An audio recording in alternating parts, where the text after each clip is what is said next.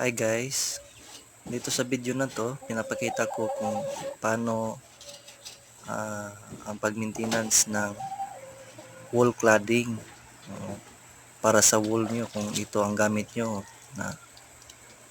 kasi color of din yan so steel din yan, so pwedeng kalawangin dahil sa alikabok o mga dumi, palsik ng ulan o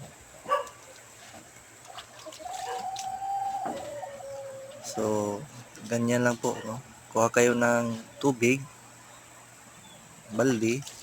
at pwede rin yung kung may pangpunas kayo or foam, pwede nyo gamitin para ilinis sa wall para